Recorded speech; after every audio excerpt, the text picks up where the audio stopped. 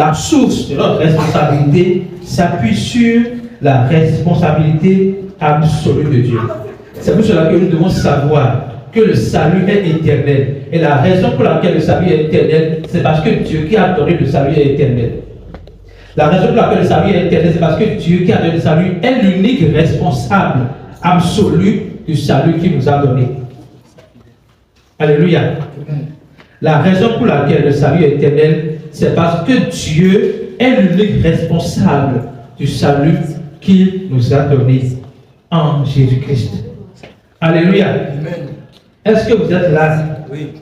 Alors, je voudrais également ajouter quelque chose. Le salut n'est pas l'idée de l'homme proposée à Dieu.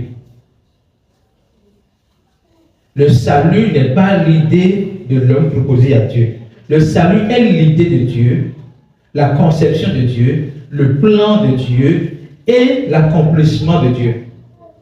Donc, de l'idée jusqu'à l'accomplissement, seul Dieu a agi. L'homme n'est pas intervenu pour dire voici ma contribution au salut. Et pour que nous puissions avoir une image claire, je prends le cas d'un couple qui désire avoir un enfant.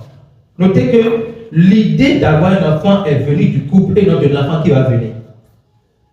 Vous comprenez ce que je dis? L'idée d'avoir un enfant est venue du couple et non de l'enfant qui va venir. Ok?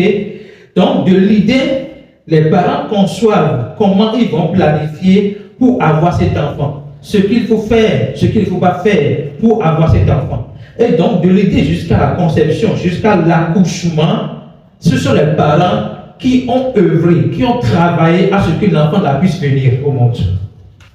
Vous suivez jusque-là? De la même manière, dans le cadre du salut, c'est l'idée de Dieu, la conception de Dieu, le plan de Dieu et l'accomplissement de Dieu. Ne faites pas une confusion entre les réalités de l'Ancien Testament basées sur la loi et les réalités du Nouveau Testament basées sur la grâce. Au niveau de l'Ancien Testament, la loi était comme l'intermédiaire entre Dieu et les hommes. Et les hommes voudraient avoir la faveur de Dieu au travers de la loi. Et nous avons vu qu'ils ont échoué parce que l'homme ne peut pas répondre dans sa chair au standard de Dieu.